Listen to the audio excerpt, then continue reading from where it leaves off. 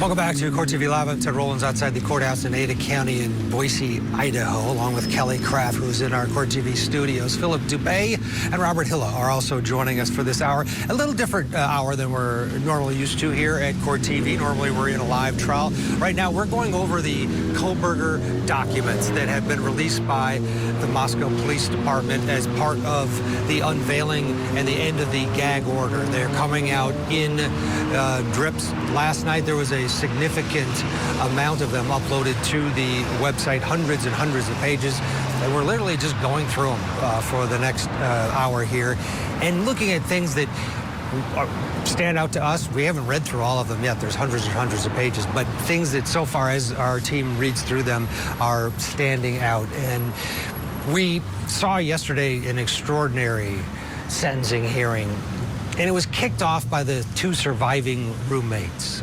Bethany Funk had her statement read by her good friend on her behalf, but Dylan Mortensen took the stand, or not took the stand. She addressed the court and Brian Kohlberger, and this was the first time we saw her. This is the girl that was in one of the two girls that survived, and it was extremely emotional.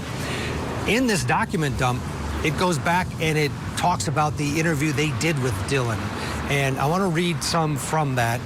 It's police officer Mitch Nunez has interviewed roommate Dylan Mortensen about what she heard the night of the murders.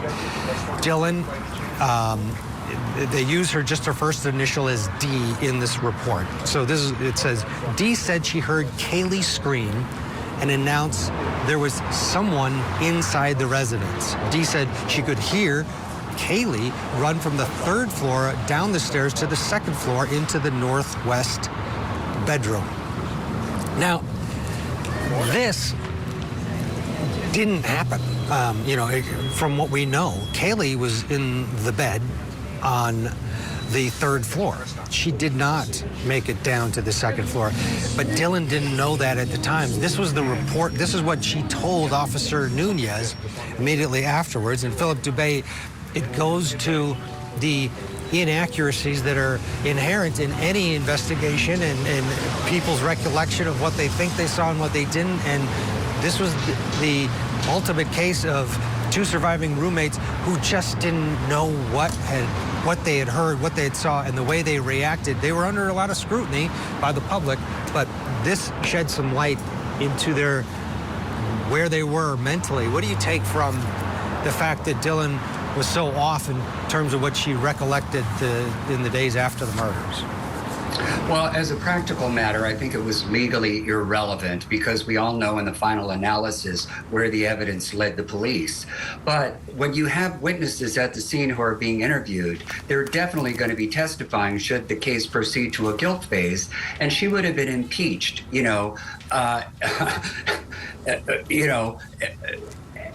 and it would have come out that there would have been a night of drinking, that this was a classic party house, that who knows, maybe there was a kegger there, and she was just coming off an all-night bender, and maybe her recollections were a little blurry. But in the final analysis, I think the forensics are what sunk Brian Kohlberger. But what she did establish, though, is that there definitely was an intruder in the home. And who got knifed first, who ran around the house, I think is ultimately irrelevant. I think the only angle that the defense could have tried to pull is that she had a hand in it. But that was obviously ruled out by all the other evidence. And how do we know that? Well, it's evidenced by the plea. And obviously ruled out through her own investigation that, the witness got certain details wrong. And it would have come out on cross-examination that she was incorrect, but in the final analysis, it would have been a bunch of collateral impeachment. Let's take a look at some other parts of absolutely. the documents. In another portion, Corporal Ryan Schneider spoke with residents on King Road. And this was really interesting because they had said that they heard a dog barking in the victim's home the morning of the murders. So here's what one person had to say. So the King Road resident stated at about 0400 hours, he heard a barking dog coming from the east of the residence. He believed it was the dog at 1122 King Road, as he thought that was the only dog in the area. He stated the dog sounded like it was outside and was barking for about 45 minutes until he believed that someone must have let him inside at 4:45 a.m.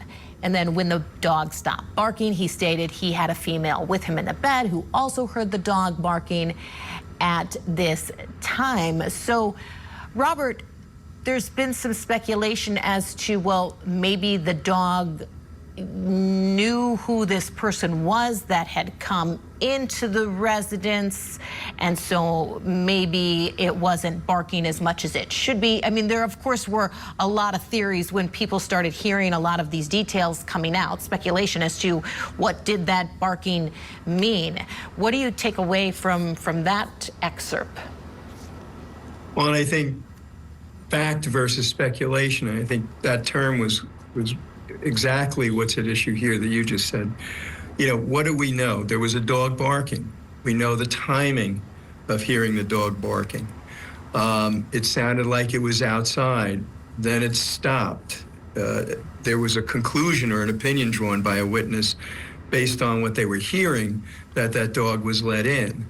You know, so what is that evidence really going to help the jury with here in terms of what it's going to show? And basically, it's going to show perhaps that something was going on at about that time, and it's going to help to establish perhaps timing, subject to, as Phil pointed out before, contrary evidence that could call that those facts into question or subject a witness that's talking about it to some impeachment. Although the juries give wide latitude to what witnesses say. I mean, if you're off the mark by on a significant point, yes, that's something that they will look hard at, but they start looking at the lawyer if they're trying to impeach on something that's a minor point or something that's understandably confusing but not really off the mark.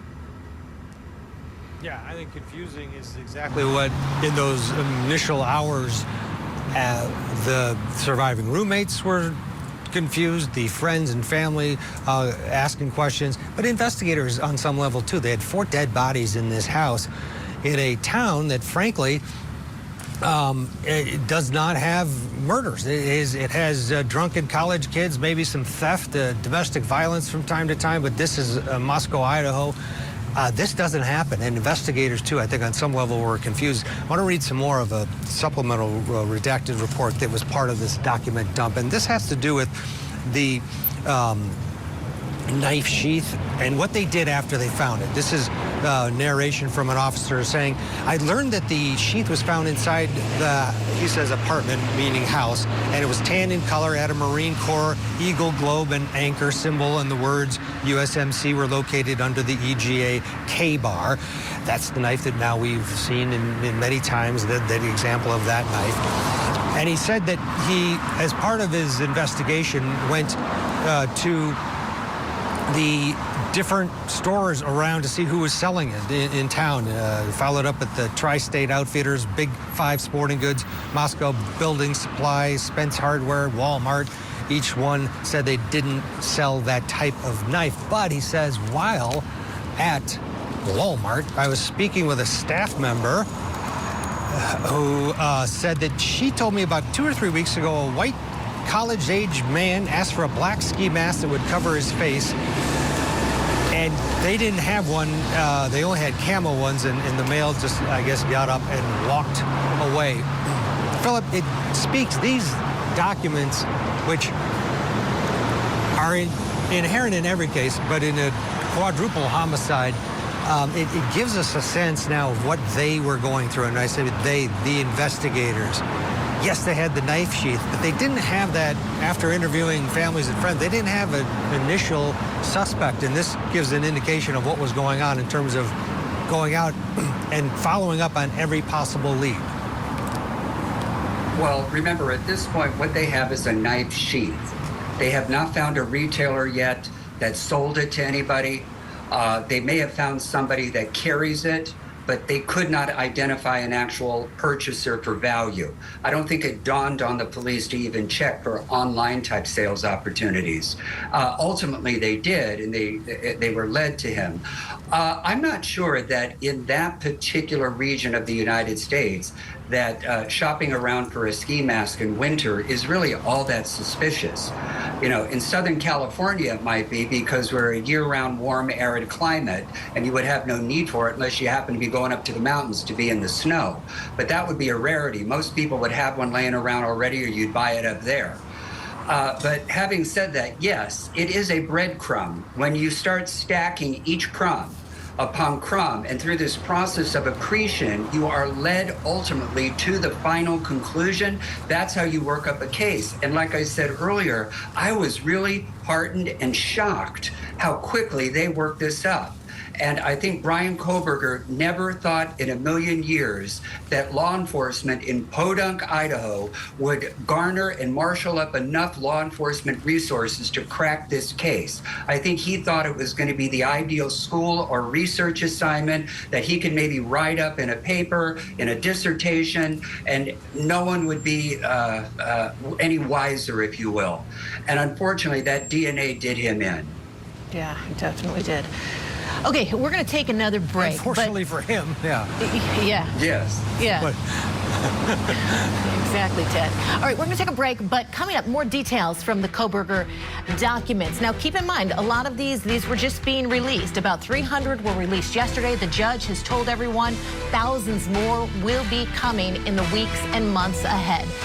We're coming right back. More details from those documents. We're going to be talking about a man in a black ski mask. That's this next excerpt we're going to go through.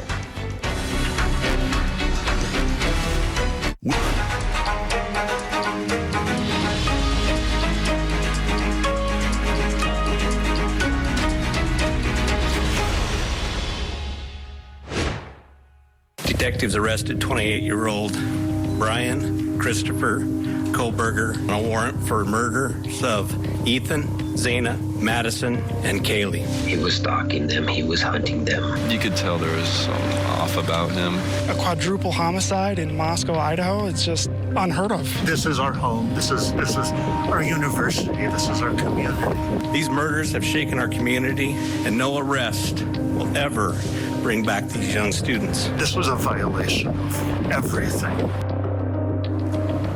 You're watching Court TV. I'm Kelly Craft, along with Ted Rollins, who's joining us live from Boise, Idaho, and our guest this hour, trial attorney Robert Hilla, as well as former deputy public defender for LA County, Philip Dubé. So what we're doing this hour, we're taking an in-depth look at those newly released Kohberger documents.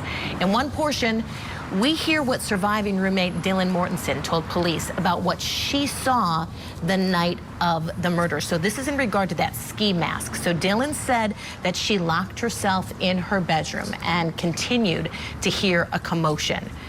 Then she said she eventually stopped hearing things, and then a struggle she ended up hearing. She heard a male voice say, "You're going to be fine.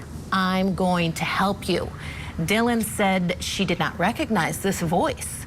And then she said after a few minutes, she ended up peeking out of her bedroom. And then that's when she saw a male that she described as approximately 6 feet tall, a slim build, a black ski mask. And then this was around the second floor patio area. So the patio door was likely left open, as it was found open upon my arrival. So this is some of the things that they were saying in these documents that were just released. Robert, let me bring you in on this. Again, just lots of confusion after this situation. We're reviewing all of these documents, finding out even more details about this case. Due to a court order, we were not able to see all of these documents. So far, hundreds have been released. This excerpt we just reviewed about that ski mask. Yeah, and this case underscores just in all these documents how these enforcement officers wanted to get this right. This community was rocked by this crime, and they wanted to make sure that they got it right. And so there was a very, very careful investigation, and it also underscores how all these little pieces then fit together. What does this evidence show? This evidence is from an eyewitness. What did she witness? Now we have a male. We have a ski mask affiliated or associated with that male. Now we have a time frame. We have some backdrop as to what was going on. and who was involved. So this is a critical piece of evidence. It still doesn't tie the defendant to what that witness saw there. But the next bit of the piece of the puzzle, in a case like this, there's always a lot of leads, but a lot of them are false leads. And you don't want to give the defense necessarily an opportunity to point in another direction. You want to make sure that you establish that you got the right person. So I think this starts the process now where they started to get some more bits of evidence and started to connect the dots. And this is the beginning of it. Yeah, that's a great point.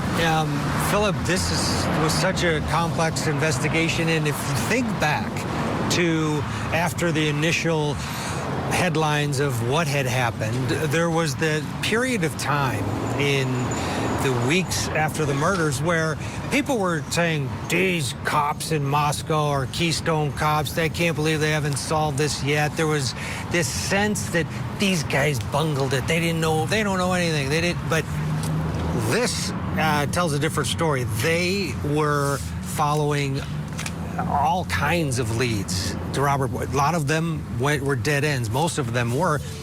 And at the end of the day, now that we know who was responsible, this wasn't an easy crime to solve, was it? Well, yes and no. And first of all, I must say, to be fair to the cops, particularly in this case, generally they work in silence. They don't go out on the airwaves every time they get a new case to work up and explain blow by blow, step by step, everything that they're doing. They don't talk about who they're interviewing, which genetic genealogy database they're running a specimen through. They keep it all pretty much quiet. And when they're ready to build a case and bring it to the DA's office and maybe make an apprehension, they do it. And unfortunately, they take a hit from the public. But as I said earlier, this case was solved quickly. I truly mean it. I mean, this crime was in November of 22. He was already in custody early 2023. In a homicide, particularly a 4-count homicide, that's some pretty swift justice, you know? Now, having said that, you know, but it was police... 6 weeks total, right? I mean, they knew more than the public. And to your point, you never hear the details during an investigation, but we're sort of programmed as citizens. Some big crime happens. Okay, now we're interested who did it, and this did get past that sort of normal period of time, especially given the fact that this was a killer on the loose, and it was in. Behind the scenes, they were developing leads, but Kohlberger was not a friend. Kohlberger was not a boyfriend. He wasn't even associated with these kids at all. So it was a lengthy-ish process compared to most murders that, let's face it, we cover at Court TV. It's the husband, it's the wife, and they have it down in X, Y, and Z. This was a complicated investigation. Yes, and it was pretty random if you think about it, you know? I mean, this was clearly what I would call a hedonistic type killing and part of a research assignment, while trying to earn a doctoral degree at that university. But make no mistake about it, the cops are not going to announce publicly everything that they're doing except to try to quell any type of backlash from the public that the case is being investigated thoroughly. And they were. And you got to understand, particularly the forensic evidence, it's not something that you can develop and get a profile on overnight. Labs are backlogged. You've got specimens in a queue waiting to be tested from other cases. But the fact that they were able to get the specimen, get it tested, find no hits, and come up with the brilliant idea of running it through investigative genetic genealogy and getting a hit so quickly, I got to tell you, Ted, with all the homicides that I've worked on in my career, this one was very fast. Yeah, I mean, yes. They ended up solving it, and so in the end, I guess that's all that matters.